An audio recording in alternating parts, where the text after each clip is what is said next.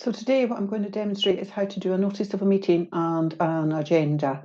For formal meetings, there is always a set agenda, a list of topics to be covered and addressed during the meeting. So the first thing that we need to do is I will share my screen and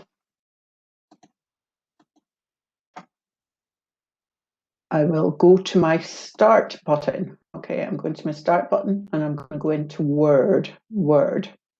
So let's see. Word's opening up now. Okay, so what I want to do is go into a brand new single-spaced document. Okay, single-spaced document. Here we go.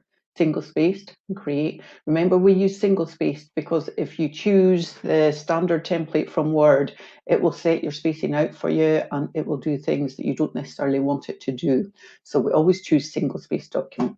Again, the first thing that I should do then is save my document. So I'm going to save this one. Okay, so save as, I'll save it in my OneDrive. And I'll go, are we in C practice? Okay, notice of meeting and agenda demonstration. There we go. Okay, I have saved my document so that I can find it again in the future. Here we go. So, for notice of a meeting, let me just reduce this screen slightly so you can see the entire page. We would always have the notice of the meeting as part of the agenda. In days gone by, sometimes a notice of a meeting was sent out in advance, maybe 2-3 months in advance to set the dates of the meetings up so everybody knew when they were going to be. And then the agenda, which is a list of topics to be covered, were sent out 1 to 2 weeks before the actual meeting. But nowadays, what we tend to do is notice of the meeting will be sent out by electronic appointment. So basically, the notice of the meeting and the agenda will now be one document, okay, one Word document. Just the notice of the meeting itself will have been sent out as an electronic appointment invitation and diary appointment prior to that. But the notice of the meeting must always have the information in it, what the meeting, who is meeting, the name of the committee or the group, where and when. Okay, so in this case, let's see, meeting of Inverness Sports Society to be held. So you always say when it's going to be held on Wednesday, 3rd February 2021. Okay, not much notice for this one. And we can put the time in either 24 hours or in AMs and PMs, but be consistent. Okay, so in this case, I'm going to use 24-hour clock and I'm going to say 1900 hours, okay, in Inverness Sports Hall. There we go. I'm going to make my font a little bit bigger so that everybody can see it. There we go. That's it. So who is meeting? It's Inverness Sports Society that's meeting. When are they meeting? Wednesday, 3rd of February 2021. What time? 1900 hours. And whereabouts? Inverness Sports Hall. Okay. The COVID pandemic, it may be via Zoom. Okay. It might be via Microsoft Teams, or it may be via WebEx. Okay. So these are all online, and you can put online after it like that. Okay, if we do get back to normal pretty soon and we start meeting again in person, then again you would have a physical location. Okay, a physical location. So in Inverness Sports Centre. However, it's likely that some business meetings will always be delivered online now, as it saves on travel and costs and things like that.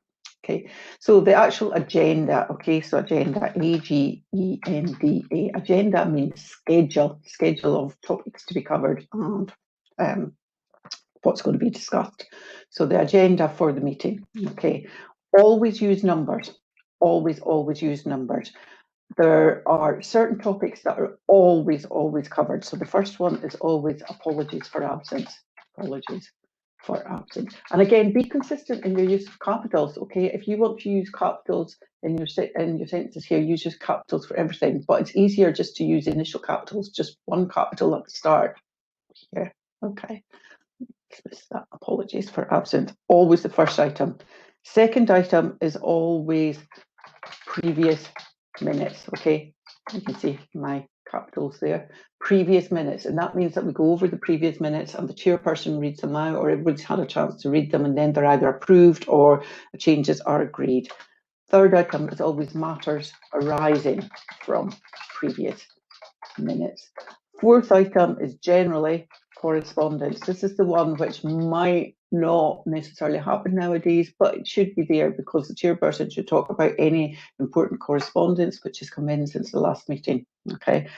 From number 5 onwards, it will be up to the meeting what they're going to be deciding. So in this case, it could be new sports centre, could be visit to Olympics. Okay, there we go. You can see I've got a capital here. Don't have capitals for the rest of my words up here, but because Olympics is a proper noun, okay, so visit to Olympics, the Olympics is a proper noun, I have a capital here. What else could we have? Visit to Olympics, new sports centre, curling team. Okay, curling team outside curling. There we go. Right, so the 3 topics that we're mainly going to discuss at our meeting will be the new sports centre, visit to the Olympics, curling team outside curling. Okay, the other topics here are standard topics which are always in an agenda. Apologies for absence, previous minutes, matters arising from previous minutes, and correspondence. And then the final 2 items are always standard items as well. So any other competent business. Right. This is sometimes shortened to AOCB, any other competent business. Sometimes the word competent is removed and it's just any other business, okay? But I prefer any other competent business, which means it's relevant to the meeting, AOCB. And then the final item is always date and time of next meeting. And then this is where you can use your layout. You could take things and you could highlight here and you could come to paragraph and you could make this 1.5 line spacing just to space it out and give it a bit more room, take up more room on the page. So it's up to you to make this look nice. Okay, but I'm going to save that now, and that's a notice of a meeting. So who is meeting, what group or organisation, when are the meeting, what time and where are the meeting, and then the agenda. Always standard topics. Apologies for absence, previous minutes, matters arising from previous minutes. And this just means matters that are not on today's agenda, but that we need to update the committee or the group on. And correspondence, any correspondence received in for Inverness Sports Society since our previous meeting. Then we have today's topics, which are new sports centre, visit to Olympics, curling team outside curling, and then the last standard 2 items, any other competent business, AOCB, and date or time of next meeting, so we know when we're going to be meeting again. And that is basically how to lay out an agenda and notice of a meeting. Okay.